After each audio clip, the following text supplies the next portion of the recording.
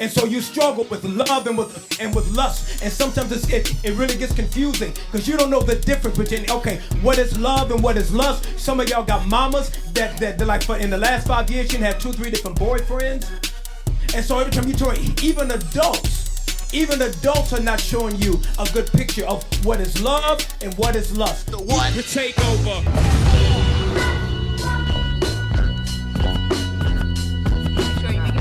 Yo, Inglewood, stand up. The takeover.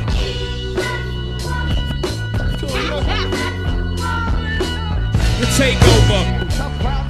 If you really knew what praise did, you'll never stop doing it. That's why David said, you know what? I will bless the Lord at all times, and his praise shall continually be. You are now listening to the Takeover God. Turn to 1 John 2nd chapter. 1 John 2nd chapter, 15th verse. And I'm going to keep it going. I'm going to keep it moving. 1 John, if you want to know what that is, 1 John is right behind 2 Peter. If you want to know what 2 Peter is, 2 Peter is right behind 1 Peter. If you don't know what it is, just pray and just close your eyes and open up the book and ask the Holy Ghost to just let it fall right place.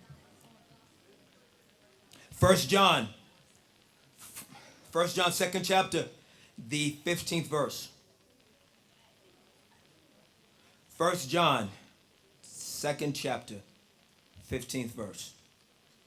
1 John. Not Matthew, Mark, Luke, and John, but later on, way later on. Like you can go back to Jude, Revelations, and then go back to the left, and then you can find them John boys. It's 1 John, 2 John, 3 John. Y'all with me?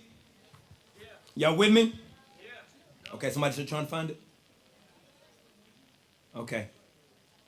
Y'all tell me when y'all got it up on the front. Y'all got it? Oh. Listen, it says this right here. Trying to tag on with my man Davin. This is something that I don't get a chance to do a lot, so this is cool. This kind of stretches me to kind of tag team with somebody and try to jump on the subject that they're rolling with. This is really cool and really challenging. Like I said, don't get to do it much, but check out what my man John is saying. John is saying right here in the 15th verse, he says, do not love the world or the things that belong to the world. If anyone loves the world, for the love of the Father is not in him. If anyone loves the world, the love of the Father is not in him. If anyone loves the world, the love of the Father is not in him. I said again, if anyone loves the world, the love of the Father is not in him. For everything that belongs to the world, verse 16, everything that belongs to the world, the lust of the flesh, the lust of the eyes, and the pride in one's lifestyle. Let me explain what that means. The lust of the flesh, everything that you just naturally feel, stuff that just naturally comes out of your body, or the things that you see, a bigger house, bigger car, bigger things, bigger clothes, bigger this, the lust of the eyes, everything that you see that you want, everything that you feel that you want, and then the pride in one's lifestyle. That means that when you start bragging about what you got, when you talk about what you got, when what you got means so much to you, you're always talking about it. You're always telling niggas about what you got, yada, yada, yada. I got this, I got that, I got that. Whatever you communicate like that, it says it's not from the Father, but it's from the world. And the world with its lust is passing away.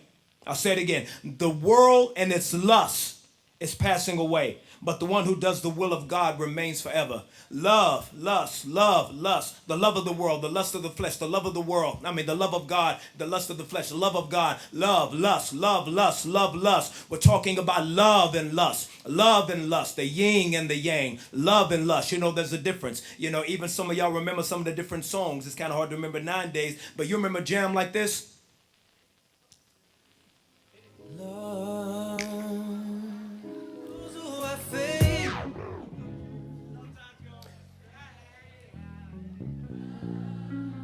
If you know the words, just do this. Stop it. All right.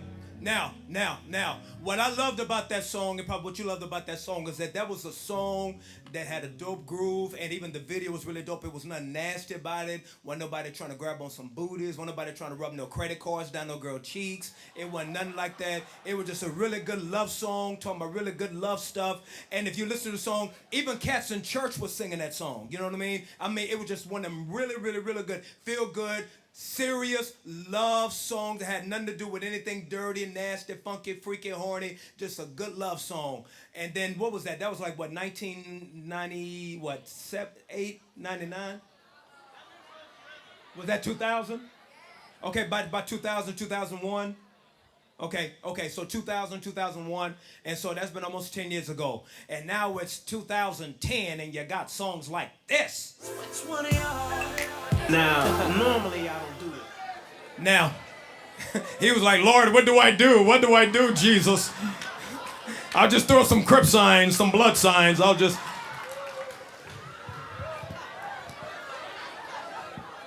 Love and lust. If you're taking notes, this is the first note I want you to take. John was telling the people, do not love the world or the things in the world. And the reason why is because when you begin to love the things of the world, and you know that your generation, more than any other generation, is being bombarded by things of the world. You know it and I know it.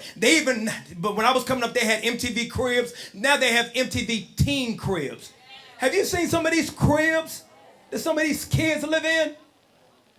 Some mamas really need to be like really beat to even have their kids living in some way, because what are you teaching your child? What does your child have to look forward to? If you're a girl, if you're a teenage girl that got all kind of stuff like that, what type of teenage boy that's going to college trying to get a good job, if you used to all that kind of stuff, what type of chance does a boy have to make you happy if you used to all of that?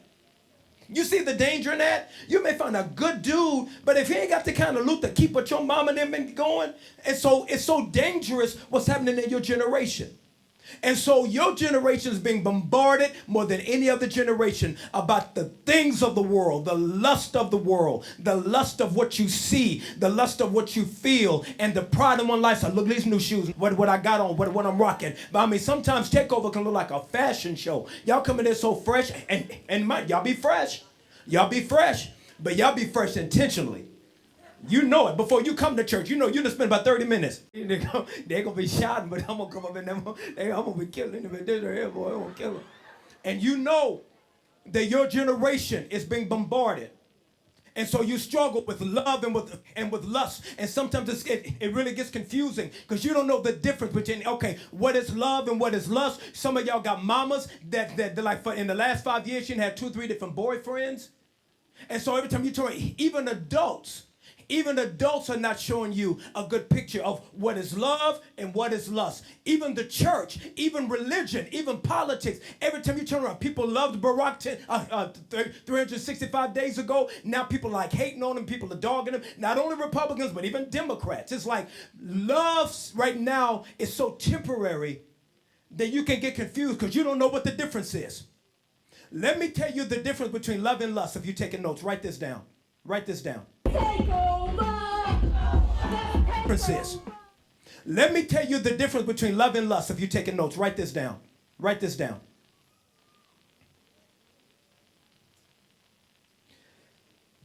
First of all, write this. Lust will always be love's nemesis. It is always the enemy of love. Lust is always will be the nemesis of love. It is the enemy, the arch enemy of love.